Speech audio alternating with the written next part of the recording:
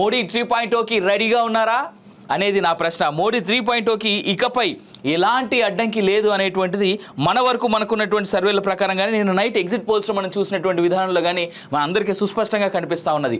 మోడీ 3.0ని ఆపేందుకు ఏదైతే కుట్రలు, ఏదైతే పన్నాగాలు, ఏదైతే వివిధ రకాలైనటువంటి చర్యలు ఏదైతే జరిగినాయో అవన్నిటినీ ఇకపై ఆపడం చాలా వరకు కష్టం. సరే, ఏదేం జరిగినప్పటికీ కూడా నేను బీజేపీని రిక్వెస్ట్ చేసేది ఏంటంటే, గవర్నమెంట్ ఫామ్ చేసేది వాళ్లే కాబట్టి రానున్నటువంటి రోజుల్లో ఏదైతే భారతదేశానికి ఎగెయినెస్ట్గా లేదా భారత ప్రభుత్వానికి ఎగెయినెస్ట్గా ఫేక్ ప్రాపగాండాస్ ఫెడప్ చేస్తున్నటువంటి ఫేక్ ప్రాపగాండాస్ని కుక్ చేసి స్ప్రెడ్ చేస్తున్నటువంటి శ్రీ శ్రీ శ్రీ శ్రీ ధ్రువరాటి లాంటి జర్మన్ షెపర్డ్స్ని లేదా కాక్రోచెస్ని కంట్రోల్ చేయాల్సిందిగా కోరుతా ఉన్నా.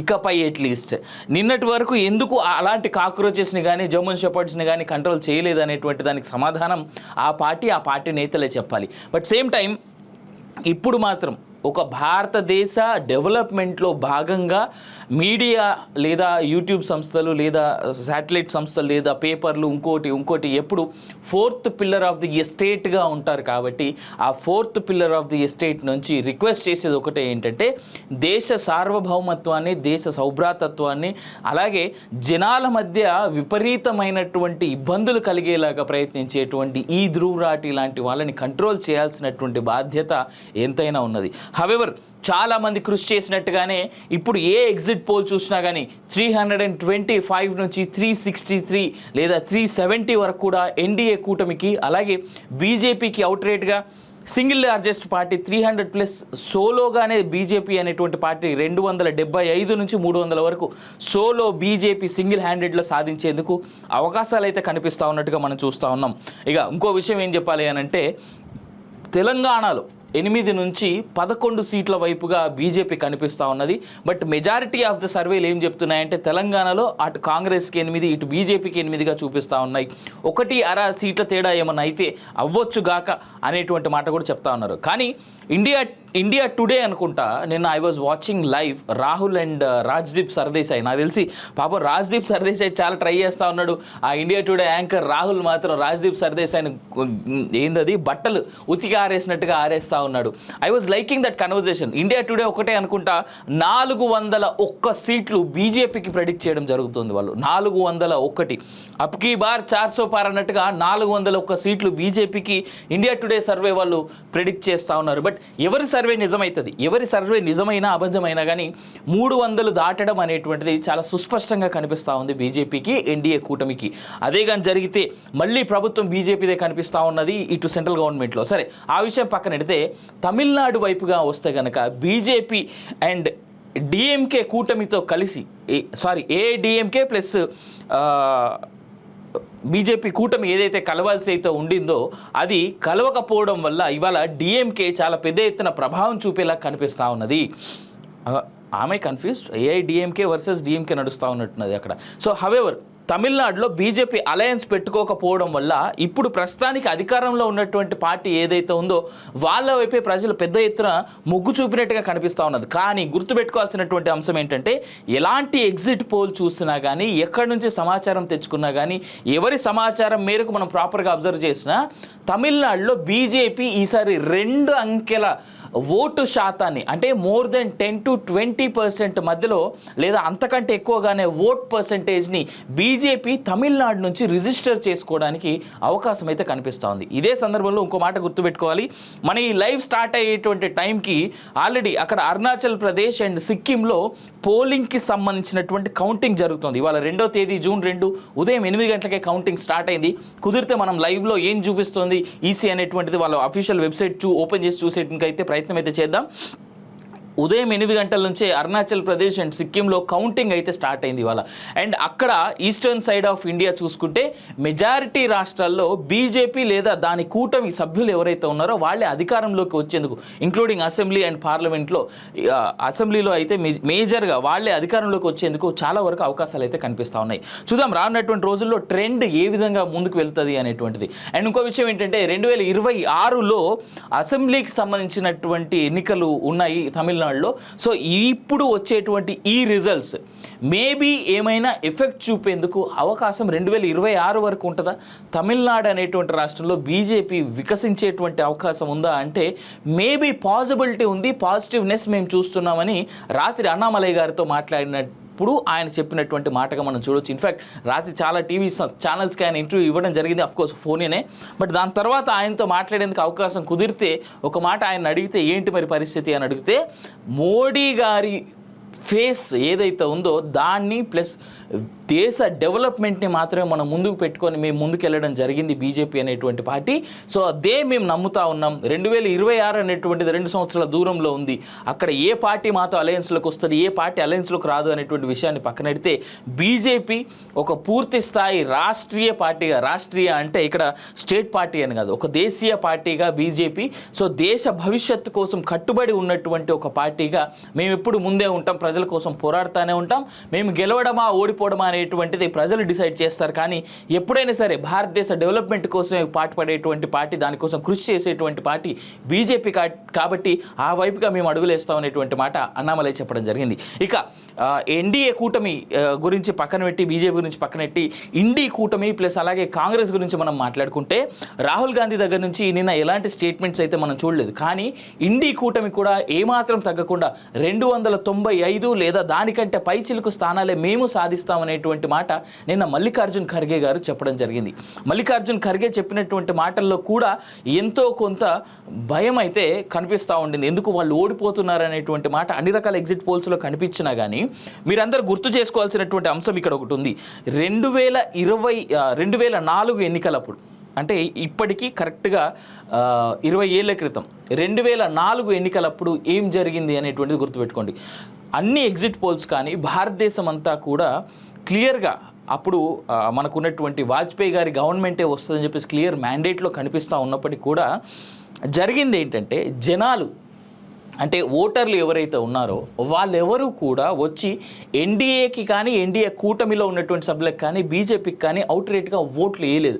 ఎప్పుడైతే ఓటింగ్ పర్సంటేజ్ తగ్గిందో అధికారంలోకి రావాల్సిన ఎన్డీఏ కాస్త అధికారంలోకి రాకుండా ఆ అపోజిట్ పక్షమైనటువంటి ఇండీ కూటమి లేదా కాంగ్రెస్ దాని మిత్రపక్షాలు ఐఎన్సీ అనేటువంటి కూటమి అధికారంలోకి రావడం జరిగింది 2004లో. వాజ్పేయి గారి ప్రభుత్వం అప్పుడే పడిపోవడం జరిగింది. సో ఇట్లా గమనించుకున్నా సరే ఇక్కడ ఓటేసేటువంటి ప్రతి ఓటర్ మహాశయుడు కానీ ఓటేసేటువంటి ప్రతి ఓటర్ మహాశయురాలు కానీ అర్థం చేసుకోవాల్సింది ఏంటంటే అది మన బాధ్యత. మన అధికారంలోకి మనల్ని పాలించడానికి మన తరపున మనకి రిప్రజెంటేటివ్గా మనకంటూ ఉండేటువంటి పని మనుషులు వీళ్ళంతా మన దగ్గర పనిచేయాల్సిన పనులే. మనం ఇచ్చేటువంటి ఈ ట్యాక్స్ల రూపేణ వచ్చేటువంటి డబ్బులతోనే వీళ్ళందరికీ జీతాలు పోతాయి. సో మన పనులు మనల్ని రిప్రజెంట్ చేస్తూ మనకున్నటువంటి కష్టాలని సమస్యల్ని ఇవన్నీ చెప్తూ ఎవరైతే అక్కడ పార్లమెంట్లో కానీ అసెంబ్లీలో కానీ ఉండాలని మీరు అనుకుంటారో వాళ్ళని డిసైడ్ చేయాల్సినటువంటి బాధ్యత ప్రతి ఒక్క ఓటర్ మీద ఉంటుంది. నేను ఓటేసిన అందుకే ఇది చూపిస్తా ఉన్నా. సో ఆ ఓటర్ మీద ఉంటుంది కాబట్టి ఓటర్లు ఆలోచించుకోవాలి. ఇక్కడ మనం గెలిపించుకోవాలనుకుంటున్నటువంటి అభ్యర్థి గెలవడానికి మీ యొక్క ఓటే ఒక్కొక్కసారి ఆయన గెలవడానికి ఓడిపోవడానికి కూడా కారణాలు అవుతాయి.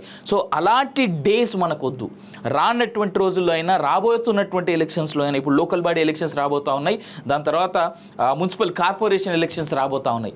కనీసం అప్పుడైనా సరే ఓటింగ్ పర్సంటేజ్ లాంటివి తగ్గించకుండా బాధ్యత నెరిగి మీకు కావాల్సినటువంటి అభ్యర్థిని, మీకు కావాల్సినటువంటి పార్టీని ఎంచుకునేటువంటి బాధ్యత మీ చేతుల మీద మీ భుజాల మీదే ఉంటుంది. కాబట్టి వెళ్ళి ఓటేసి మీకు కావాల్సినటువంటి వ్యక్తుల్ని మీరు ఎంచుకోవాల్సిందిగా నేనైతే రిక్వెస్ట్ చేస్తా ఉన్నా, సజెస్ట్ చేస్తా ఉన్నా. సో అక్కడి నుంచే భారతదేశ డెవలప్మెంట్ ఫస్ట్ మీ ఊరు, మీ గ్రామం డెవలప్మెంట్ నుంచి, మీ మండలం నుంచి జిల్లా నుంచి రాష్ట్రం నుంచి దేశం, ఇలా డెవలప్మెంట్ ప్రాసెస్ అనేటువంటిది ఉంటుంది. కాబట్టి మీ దాకా మీ ఊరి వరకు సెంట్రల్ గవర్నమెంట్ స్కీమ్స్ రావాలన్నా, స్టేట్ గవర్నమెంట్ స్కీమ్స్ రావాలన్నా మీరు ఎంచుకుంటున్నటువంటి అభ్యర్థులు ఎప్పుడు సరైన వాళ్ళు అయ్యి ఉండాలి. మీ లోకల్ వాళ్ళు మీకు బాగా అవగాహనలో ఉంటారు, అది మాత్రం మర్చిపోవద్దు అంటూ నేను రిక్వెస్ట్ చేస్తూ మరోసారి గుర్తు చేస్తా ఉన్నా ఓటు యొక్క బాధ్యతని, ఓటు యొక్క అవసరాన్ని. సరే, పోలింగ్ అయిపోయింది, ఇవాళ ఫైనల్ ఎగ్జిట్ పోల్ రిజల్ట్స్ వచ్చాయి. 2 రోజులు ఆగితే అంటే మంగళవారం రోజు ఈ టైం కల్లా కౌంటింగ్ కూడా స్టార్ట్ అయిపోతుంది ప్రతి చోట. సో ఆనాడు రాత్రికి మనం మాట్లాడుకుందాం అధికారంలోకి ఎవరు వస్తారనేటువంటి విషయాన్ని. కానీ ఇక్కడ అటు ఎన్డీఏ ఎక్స్పెక్ట్ చేస్తున్నటువంటి దాన్ని కానీ, లేదా ఇండీ కూటమి ఎక్స్పెక్ట్ చేస్తున్నటువంటి దాన్ని కానీ, రెండిట్లో దేన్ని కొట్టిపారేయడానికి మాత్రం అవకాశం అయితే కనబడట్లేదు. సరే, ఒకవేళ ఎన్డీఏ కూటమి కనుక గెలిస్తే నరేంద్ర మోదీ జన్పత్లో అనుకుంటా ఆయన తన యొక్క ప్రమాణ స్వీకారానికి ఏర్పాట్లు కూడా చేస్తున్నట్టుగా తెలుస్తోంది. 8వ తేదీ లేదా 9వ తేదీన ఆయన యొక్క ప్రమాణ స్వీకారం ఉండేందుకు అవకాశాలు కనిపిస్తూ ఉన్నాయి చాలా వరకు. నాకైతే 9వ తేదీ చేస్తే బెటర్ ఏమని నా లోపల చిన్న ఫీలింగ్ అయితే బాగా ఉంది. సో 9వ తేదీ ఈ ప్రపంచంలో ఒక మంచోడు పుట్టినటువంటి రోజు కాబట్టి ఆ 9వ తేదీన చేస్తేనే బాగుంటుంది అనేటువంటిది నా ఎక్స్పెక్టేషన్. సరే చూద్దాం 9వ తేదీన చేస్తారా 8వ తేదీన చేస్తారా అనేటువంటిది సెకండ్ మనం డిస్కస్ చేసుకోవాల్సినటువంటి అంశం. కానీ మన వరకు ఉన్నటువంటి సమాచారం ఏంటంటే 8వ తేదీ కానీ 9వ తేదీ కానీ నరేంద్ర మోదీ గారి యొక్క ప్రమాణ స్వీకారం ఉండబోతోంది ఒకవేళ ఎన్డీఏ కూటమి గెలిస్తే అనేటువంటిది మనకు ఉన్నటువంటి సమాచారం. రైట్గా ఏపీ వరకు వస్తే ఒక మాటలో చెప్పాలంటే ఏపీలో ఆంధ్రప్రదేశ్లో మన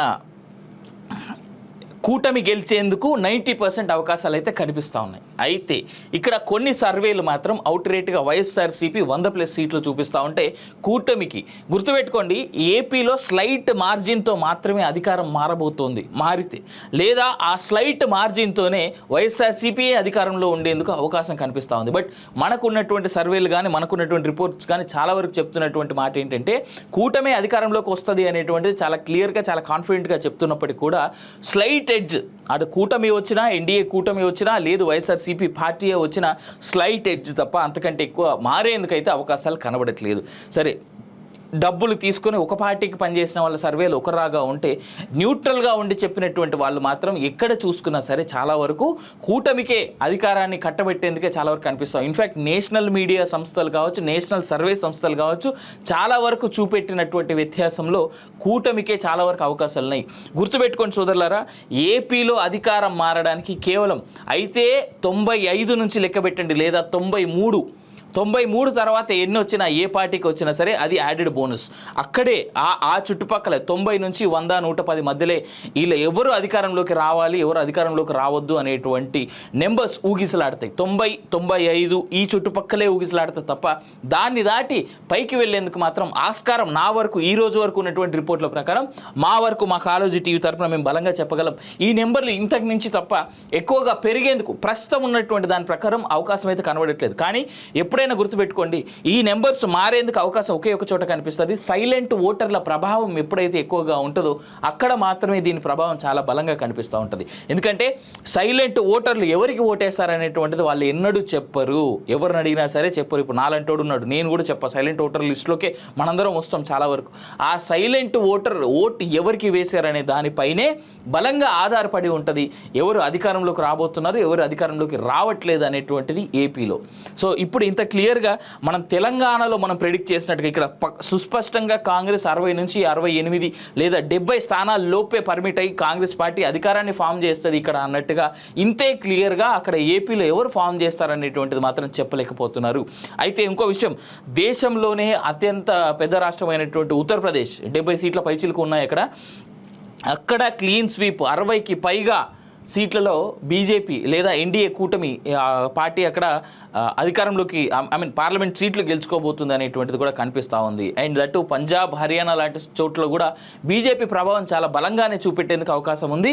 ఒడిస్సాలో కూడా నాకు తెలిసి ఇది ఎవరు ఎక్స్పెక్ట్ చేసి ఉండరు. ఒరిస్సాలో కూడా చాలా వరకు ఎన్డీఏ కూటమి చాలా పెద్ద ఎత్తున సీట్లు గెలుచుకునేందుకు అవకాశం అయితే కనిపిస్తూ ఉంది. ఇప్పుడు ఎట్లా చూసుకున్నా సరే ఒకటి మాత్రం క్లియర్ ఏంటంటే ఇండియా టుడే అనేటువంటి ఛానల్ కండక్ట్ చేసినటువంటి సర్వేలో 360 నుంచి 400 సీట్లు 401 మ్యాజిక్ ఫిగర్గా చాలా బిగ్గెస్ట్ నెంబర్గా అదొక్కటే ఛానల్ నాకు తెలిసి నేను చూసిన అన్నింటిలో కూడా నిన్న చూసినటువంటి అన్ని సర్వేల్లో 401 మ్యాక్సిమం నెంబర్గా ఆ ఒక్క ఛానలే చూపిస్తూ ఉంటుంది. ఇక మిగిలినటువంటిది రానున్నటువంటి రోజుల్లో మనం చూద్దాం. ఇంక 2 రోజులు అయితే ఎవరు మ్యాజిక్ ఫిగర్లో నిలబడుతున్నారు ఎవరు అధికారాన్ని ఫామ్ చేస్తున్నారు అనేటువంటి తెలుస్తుంది మనకి.